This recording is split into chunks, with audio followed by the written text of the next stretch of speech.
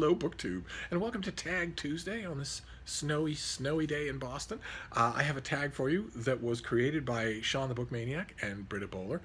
They teamed up to create a Vlogmas tag, and that is in honor of Vlogmas, which maybe those of you who are new to the platform might not know. That is not just a BookTube-wide, but a YouTube-wide thing that people do every December, from December 1st until either Christmas Day or all of December, where they do a video every day in a sort of vlog format.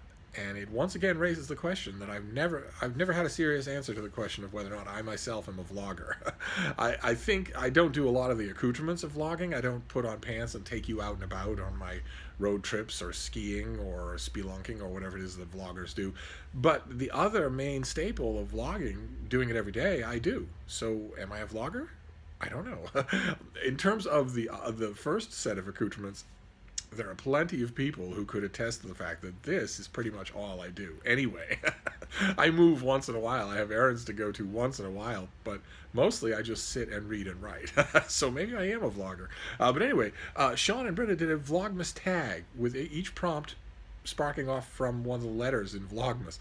And the first one is V for Voyage, a book that involves travel.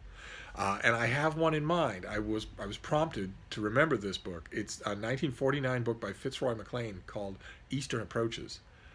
And it's his firsthand account of traveling all over the darkest, farthest, most godforsaken corners of the Soviet Union and all over Central Asia.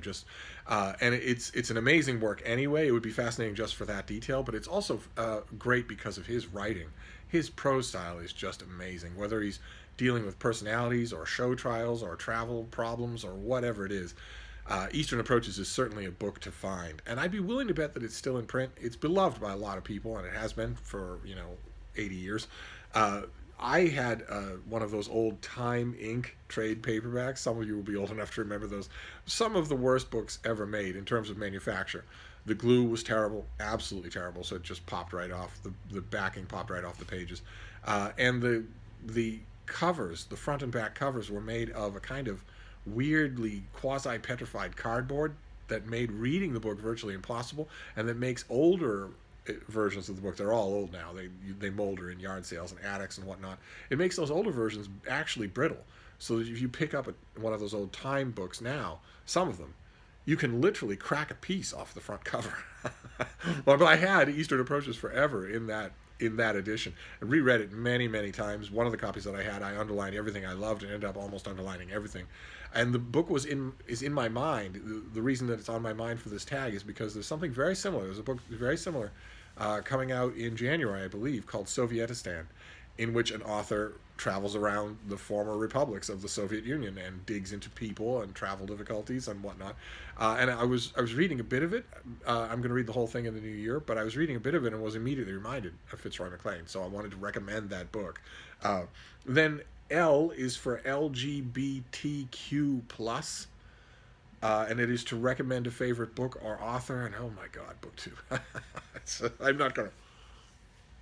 I'm not going to pick fights in the middle of a winter wonderland, but I got to tell you, the sooner we get rid of that stupid acronym that's constantly expanding, the better we will all be. All it is an absurd weapon that we hand to our enemies to mock and belittle. That's all it is. Either we come up with a single umbrella word, queer would be fine by me, or we just don't talk about it anymore.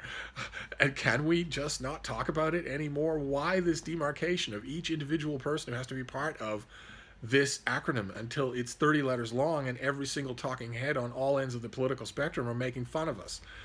Why not just say everyone should be able to legally marry the person they love? Everyone who marries that person should be able to have visitation rights, inheritance rights, childbearing rights, that everyone should have the ability to apply for a house, a mortgage, insurance, a job without being discriminated against for any reason whatsoever. How about we just say that?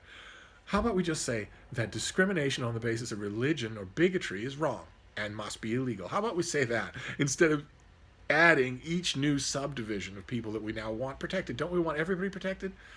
It's just, sorry, I said I wasn't going to rant, didn't I? The thing that bothers me about it is that it is a weapon handed to our enemies. It is easily mockable in a way that the appropriation, for instance, of the word gay was not.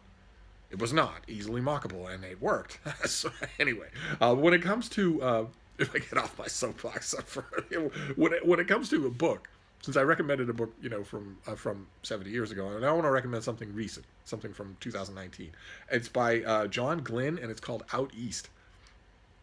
And it's a memoir of his time when he was much younger, staying with a group of people at a ramshackle house on Montauk Point, which juts out into the Atlantic, and has in the decades since really become the playground of the ultra wealthy, but was once upon a time a kind of bohemian collection of ultra wealthy and ultra otherwise people. And in the course of the book, the young John Glynn has many sexual awakenings. So it's a really, really delightful memoir. So I wanted to recommend that. And if I remember, I will jot these things down below without the rant. That's all. Then O is Oldie but Goldie. And this is the description in the prompt is a book you read a long time ago that holds a special place in your heart. But I talk about such books all the time on this channel. Books that I read a long time ago that have a special place in my heart feature prominently on these videos. What I wanted to talk about for this prompt is another connotation of Oldie but Goldie, which is the second part of it. Another connotation of that phrase is that it's not just a book that touched your heart that you hold near and dear from a long time ago, but one that holds up. One that holds up over time, so that you could revisit it now, long later, and not be embarrassed. And there was one of those that was on my mind because its author has a new biography coming out that is quite good.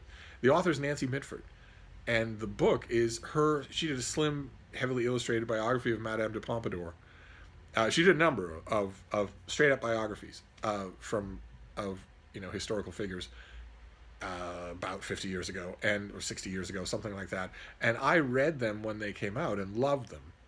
And recently thought, oh, well, what if I go back and don't love them? Won't that be bad? Don't you want to keep them sort of protected from that? But that's not what we're supposed to do. You don't protect books. And the fact that you go back to a book you loved 50 years ago and you realize, oh my God, this is terrible, doesn't limit or diminish the love at all. Not in the slightest. That's not how books work.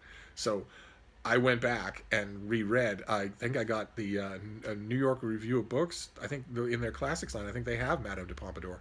I went back and reread it, and it does hold up, thankfully. Shoo! But that'll be an oldie but a goldie. And boy, oh boy, I think if at the Brattle Bookshop or some charity shop or yard sale or something or other, if I saw all of those old histories by Nancy Mitford, I think I would grab them all. I'm sorry that I don't have any of them. Then the next one, G in Vlogmas, G is for gift. Share some anecdotes about good and bad experiences with books as gifts, either given or received. And I have endless numbers of anecdotes along those lines. And those anecdotes have given rise to a rule that I have repeated on this channel many times, which is that if you're thinking about getting me a gift, don't get me a book. Don't do it. It seems like the most natural thing in the world to do that, because all I do is eat, sleep, and breathe books. All I do is talk about them. But that's the very reason why you shouldn't, because I will either have the book or I won't want it. There's virtually no chance that you will surprise me with a book I actually want to keep, no matter how convincing my surprise is when I open it in order to solve your feelings. The rule is don't get me a book. Now, the reason that I hesitate a little when I say that is because BookTube, just collectively, you have had an enormous success ratio with getting me books. And I don't know whether that's because you see me every day, you listen to me every day, you have a good sense of what I would like and not like, or because you see me every day, you listen to me every day, and so you know what I want, specific books that I want. I still don't advise it. If you're in a gift-giving mood when it comes to me, just call up the Brattle Bookshop here in Boston and tell them, I want to give Steve a gift certificate. You probably won't even have to identify my last name. You probably will just have to say that, and they'll say, oh, yeah, and then they'll just do it. It's the easiest thing in the world. Just call up the Brattle Bookshop and call in any amount of credit that you want. You actually benefit from that, because I'm going to use that credit almost certainly to get books for you. And also, even if I don't, you're going to see me haul them and talk about them on this channel, and that's a lot of fun. One way or another, getting me a specific book is almost always a bad idea. Granted, BookTube has had more success than most people, but the best example I can think of the opposite is the year that David McCullough's John Adams biography came out, and every single person that I even remotely knew thought, of course, the American Revolution, history, biography, Adams, this is the Adams Steve's like, right? Oh yeah, there aren't any other Adams. I got upwards of 30 copies of that book. Now, I am grateful to have such generous friends, but that was ridiculous. I'm grateful to have such generous friends, but I'm not so grateful that not a one of them listens to me, because I said to these people for years, don't get me a book. And that year, everybody got me the same book. It was utterly ridiculous. I was bringing them in by the cartload to the Brattle Bookshop.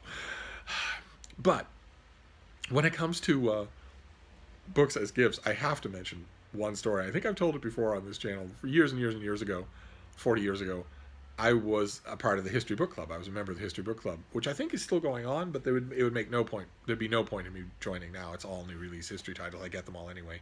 But at the time, I was working in a bookstore, and I didn't get them. And book clubs like that, the Romance Book Club, the Science Fiction Book Club, back when it existed, the History Book Club, Military History Book Club, those used to be great deals, great ways. If you don't live near a bookstore, or if you don't work in a bookstore, or if you don't get books in the mail. And I was a member in good standing of the History Book Club, and every month the catalog would come where you make your choice for that month. And I used to study it. I used to spread it out on the table, the kitchen table, and study it. And one month, I was doing that. I was having a ball. It was agony, but it was pleasant agony to pick the one you want. And I had it spread out, and I was agonizing over it. And me sainted Ma passed by and said, why don't you pick the book you want and I'll pay for it. Me sainted Ma was not a reader. She was not really all that fond of reading. She would always say, I'm saving my eyes.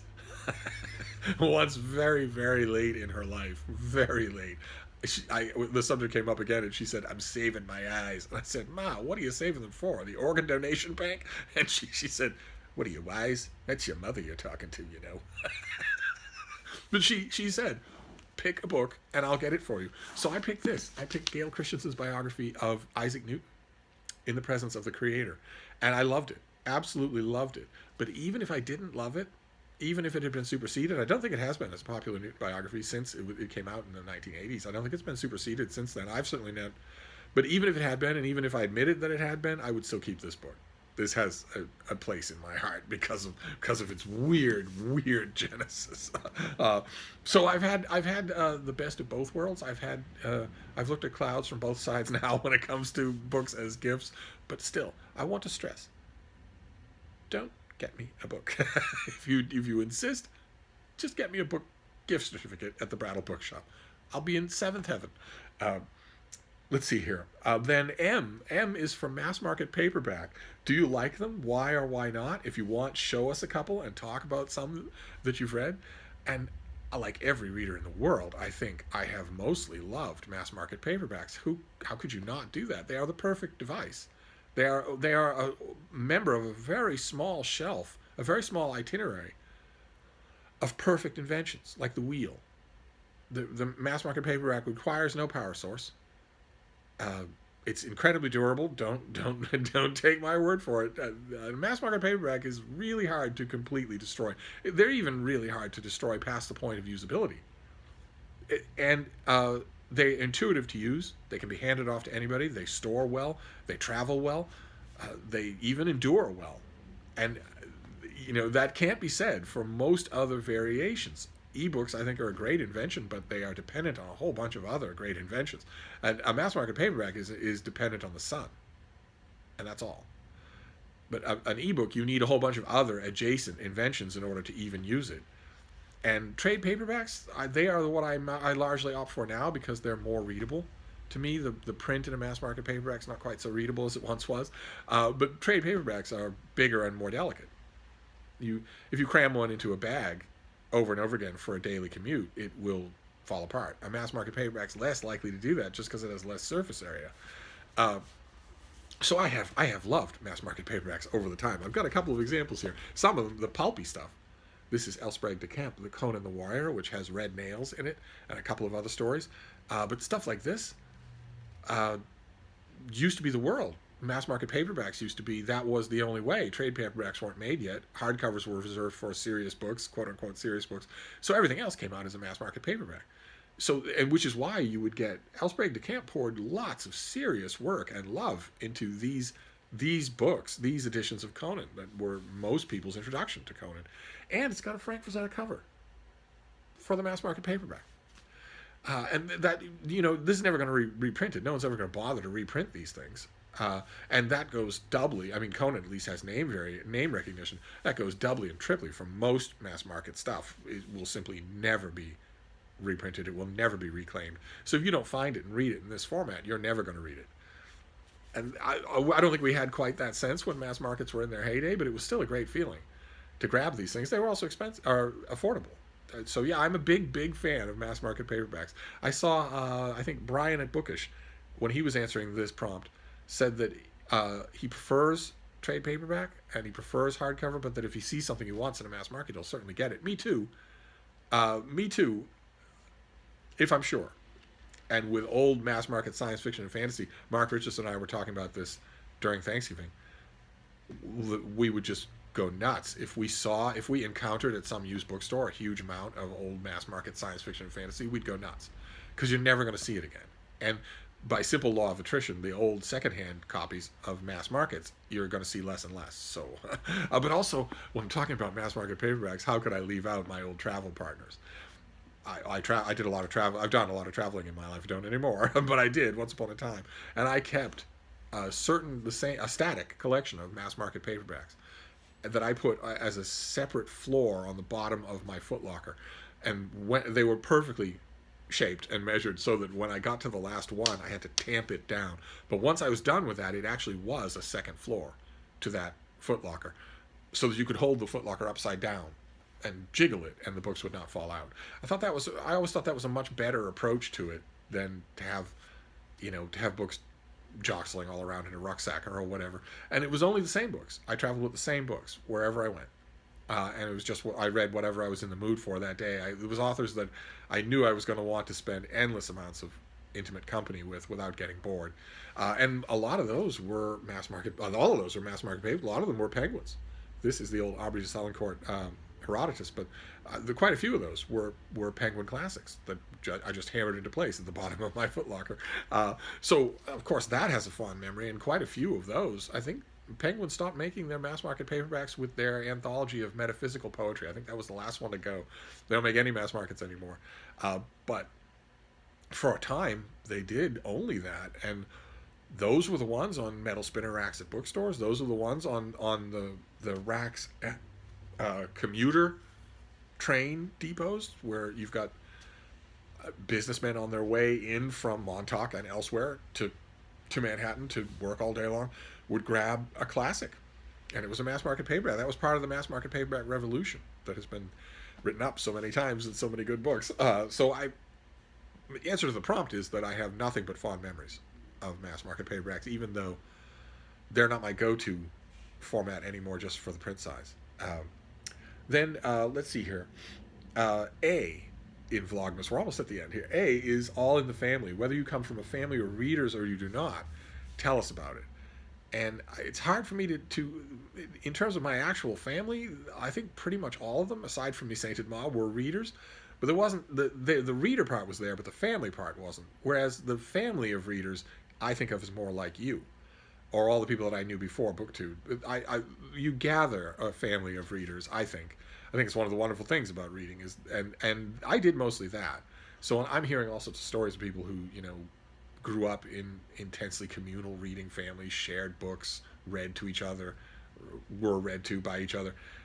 Mainly that kind of communal aspect for me when it comes to books comes later. It comes with people that weren't blood related to me, starting with one great teacher and then moving on from there, ending up right now with BookTube, with this great community that we have in this little corner of BookTube, where we can learn from each other, we can listen to each other, we can sass each other, we can hold on to firm opinions, and even though we know that somebody that we like is going to say otherwise, and maybe re-examine those opinions. I think all of that is wonderful. We are doing it exactly right. There's no judgment, there's no fear, there's no condescension, there's no anything like that. Instead, we're all just constantly challenging and cheering each other on. I love that. Absolutely love it. So, as far as I'm concerned, to coin a phrase, you're my reader, fam. Let's move on, shall we? S is for Santa. The books on your Christmas wish list. And I do, not a Christmas wish list, but I keep a list, just a mental list of stuff that I'm looking for, that I want, that I would get if I saw it in a used bookstore or whatever. I don't go out and get these things new, even though I could. I don't know why I don't. because then I would have no wish list. And unlike everything else that I've mentioned in this tag, the four that I have to mention here are all fiction. Stuff editions of things or things that I just haven't held on to that I want. But not necessarily for Christmas. Just when I get around to getting them for myself, that's what I'll do. The first one is, I saw it on Eric Carl Anderson's channel, a gorgeous Vintage Classics Japan trade paperback of Tanizaki's The Makioka Sisters. A great novel, one of my favorite modern or 20th century novels, that has lent itself to some beautiful editions over the years. But this one, this Vintage Classics Japan edition, I think it's on Book Outlet, Book Depository. It was the prettiest version I've ever seen. Oh my, I immediately coveted it. Then the other one, this one I've mentioned a few times before as a book that I want, and I decided finally, instead of waffling around, I would look it up and learn the specifics, because I had never had specifics to give. It is the W.W. Norton annotated edition of Little Women. It was a big, fat thing with a white dust jacket. I didn't know if it was W.W. Norton or if it was Harvard or whatnot, but it's the W.W. Norton annotated Little Women. I looked through it when it first came out, and I really liked it. It's a perfect edition of how an annotated edition should be done. And I don't have it. And it's the Little Women that I want, even though I'm getting inundated with other Little Women's, because Little Women, an adaptation on the big screen, is about to be what I predict will be a major blockbuster movie in December. And I'm sure that's going to flood the stores even more with editions of Little Women. But the one that I want is the Norton annotated. I've just never seen it used. That's all. I've just never seen it where I could just reach out and grab it. Or I would have. Okay, this next one is also something that I was reminded of just recently. Recently, the Library of America came out with a gorgeous 2-volume box set of classic science fiction novels of the 1960s. I loved it. Absolutely loved it. Not saying that I loved every book that was in it. I think one of the values of editions like that is that you argue with the editorial choices, and I did. But the first thing I wanted to do when I got the thing was go and consult the previous box set that Library of America did of classic science fiction novels of the 1950s, and I don't have it. I had it. Once upon a time, I had it, and I really enjoyed it under the same caveats, where I wasn't always in love with every choice that was made, but I love the editorial vision that was in it, and I love the physical look of the thing, and I don't have it. And I want it very much. So that's on my Christmas wish list. And the last one is also something that was spurred just recently. Not only did I review a book called The Big Book of Real Murders, but I also showed you quite a few of these big books from Vintage, edited by Otto Penzler, in my library tour. And one of the ones that he did was The Big Book of Adventure Stories. All these 1930s men's pulp stories about two-fisted, open-shirted heroes and cannibals and Amazon jungles and whatnot. And I had it once upon a time, and I absolutely delighted in it. And as you could see from my library tour, I kept a lot of those big books. They're fantastic anthologies, but I didn't keep this one for reasons that pass understanding. I don't have it. Now, all of these things are the height of irrationality. They all exist out there in the world. All I have to do is go and buy them. But I don't. I haven't done it yet. So they are on my wish list. And that's it. That is the Vlogmas tag for your snowy Tag Tuesday. And ordinarily what would be left to do is tag people, but Shawn and Britta did a pretty thorough job of that. Shawn tagged every female viewer. Every female booktuber out there who wants to do this tag should do it. And Britta tagged every male booktuber out there. Although I couldn't help but notice that when Britta was done tagging every male booktuber out there, she then tagged me specifically by name. And the strong implication was that if she didn't do that, I would whine and fuss and complain. That isn't how you see me, is it, Booktube? As some sort of needy diva?